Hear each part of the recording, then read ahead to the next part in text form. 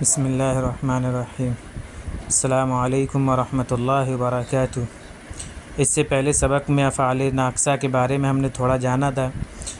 بقیہ افعال ناقصہ کا بیان اور استعمال، جملوں میں کس طریقے سے استعمال کیا جائے گا، اس کے بارے میں ہم آج کے سبق میں جانیں گے۔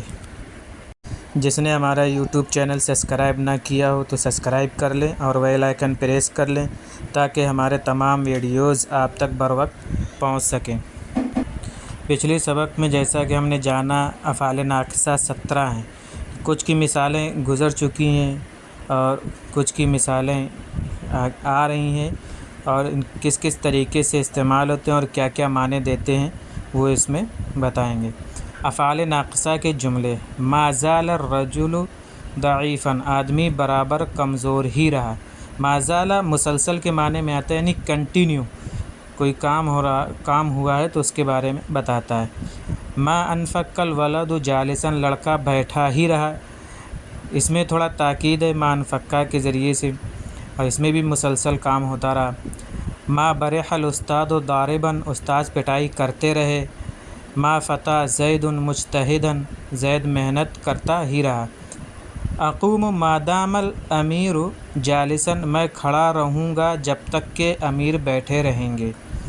یہ ما دامہ جب تک کے معنی دیتا ہے، اور دوسرے کے مقابلے میں آتا ہے کہ یعنی پہلا بندہ جو کام کرے گا اس کے بعد ہی میں کروں گا، یعنی میں کھڑا رہوں گا جب تک امیر بیٹھے رہیں گے، امیر کھڑے ہو جائیں گے تو میں بیٹھ بھی سکتا ہوں۔ ما زال، ما انفق، ما برح، ما فتح، ان چاروں افعال پر جو ما داخل ہے وہ ما نافیہ ہے۔ چونکہ ان افعال میں ما کے داخل کرنے سے پہلے ہی نفی کا معنی پایا جاتا ہے، اس لیے ما نافیہ کے داخل کرنے کے بعد جب نفی کا اتصال یعنی نفی مل جاتے ہیں تو اس بات کے معنی پیدا ہو جاتے ہیں، کیونکہ نفی مل کر اس بات کا معنی پیدا کرتے ہیں۔ زالہ کے معنی آتے ہیں ختم ہونے کے، انفقہ کے معنی بھی ختم ہونے کے آتے ہیں، تو اس وجہ سے ان میں جو ہے ما لگا دیا تو ما نفی کا ہے، اور زالہ بھی ختم کرنے کے معنی میں آتا ہے، اور ما بھی جو ہے کسی کام سے رکنے کے لیے ہی بولا جاتا ہے کہ اس نے نہیں کیا، اس نے کیا ایک ہوتا ہے، ایک اس نے نہیں کیا، تو اس طریقے سے یہ دونوں مل کر جو ہے مثبت کے معنی پیدا کر دیتے ہیں، یعنی کنٹینیو کے معنی پیدا کر دیتے ہیں، یہ کنٹینیو ہو رہا ہے، مسلسل ہو رہا ہے، اس کے معنی پیدا کر دیتے ہیں۔ یہ دوسری بات یہ ہے کہ یہ چاروں افعال استمرار کے معنی دیتے ہیں، یعنی ماضی استمرار کے معنی دیتے ہیں کہ کنٹینیو کوئی کام ہوا، جیسا کہ ترجمے سے ظاہر ہے، سوائے ما دامہ کے، کیونکہ ما دامہ یہ بتلانے کے لیے آتا ہے کہ جب تک ما دامہ کی خبر اس کے اسم کے لیے ثابت رہے گی ایک اور چیز کا بھی ثبوت رہے گا۔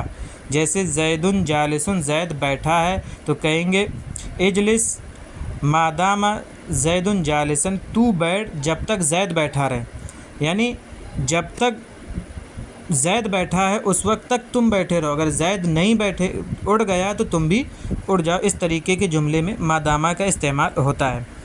مذکورہ مثال ما دامہ کی ہے۔ مثال مذکور میں آپ نے دیکھا کہ جب تک زید کے لیے بیٹھنے کا ثبوت ہے اس وقت تک ایک اور چیز یعنی متکلم کا بیٹھنا بھی ثابت ہے، یعنی جو بات کر رہا ہے اس کا بھی بیٹھنا ثابت ہے کہ تو بیٹھ جب تک زید بیٹھا ہے، تو یہ اس طریقے کا استعمال کرتے ہیں، یعنی زید کے بیٹھنے کا ثابت ہونا اس وقت ہی ہوگا جب تک کہ متکلم بیٹھا رہے گا، یعنی جس سے بات کر رہے ہیں ہم وہ بیٹھا رہے گا تبھی تک زید بیٹھا رہے گا۔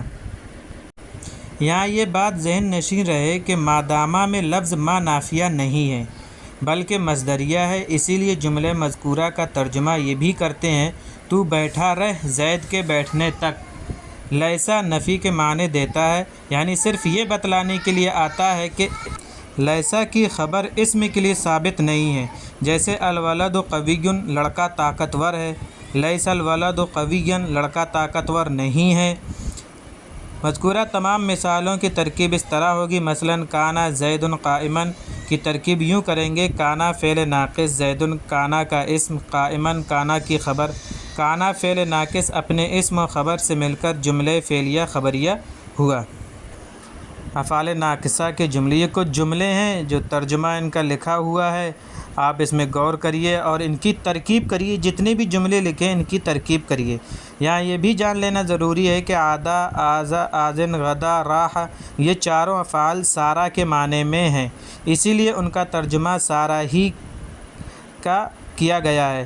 یعنی سارا کے معنی ہونے کے آتے ہیں کہ جیسے سارا فنا البیتی ضیقاً، گھر کا صحن تنگ ہو گیا، تو اس طریقے کے معنی اس میں آتے ہیں یہ ان چاروں الفاظوں میں۔ تو یہ جو جملے دیے ہیں ان کی آپ ترکیب کریں، انشاءاللہ اس سے فائدہ ہوگا، اور آگے بھی جملے ہیں ان کی بھی ترکیب کریں اور بنائیں۔ مندرجہ ذیل جملوں کا اردو میں ترجمہ کریں۔ تو یہ جملے لکھیں، کانا ھذا البیت فصیحا، تو ان میں اعراب بھی لگانا ہے اور ان کا ترجمہ بھی کرنا ہے، اور یہ بھی کوشش ہو کہ ان کی ترکیب بھی کر سکیں ہم۔ اگر ترکیب آپ کریں گے تو بہت فائدہ ہوگا، اور اس سے جملے کی سیٹنگ کرنے میں بھی آسانی ہو جائے گی۔ آئندہ جو جملے آپ کبھی بنائیں گے تو اس میں ترکیب کرنا آسان ہو جائے گا۔ مندرجہ ذیل جملوں کی عربی بنا، یہ کچھ اردو کے جملے ہیں جن کی آپ کو عربی بنانا ہے کہ اس مدرسے کے استاد ایک ماہر مقرر تھے، اس پرانے گھر کی چھت کمزور ہو گئی، یہ سن رسیدہ یعنی عمر رسیدہ عورت بچپن ہی سے نیک تھی۔ اس طریقے کے یہ جملے ہیں، ان کی عربی بنائیں اور قاعدے کا لحاظ کرتے ہوئے۔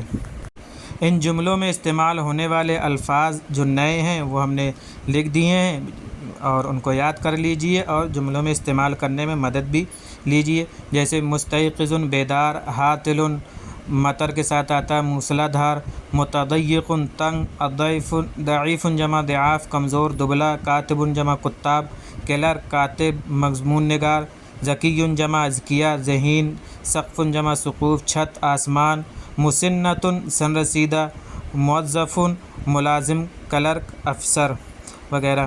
تو یہ الفاظ ہیں جو آپ کے جملوں میں آئے ہیں، نئے الفاظ ہیں، اور بقیہ الفاظ جو آپ کے پہلے گزر چکے ہیں ان کا استعمال کریے، انشاءاللہ اس سے فائدہ ہوگا۔ امید ہے کہ آپ کو ہمارے یہ سبق آج کا سمجھ میں آ گیا ہوگا، اور کوشش کریں آپ جملہ پورے بنانے کے لیے، انشاءاللہ فائدہ ہوگا۔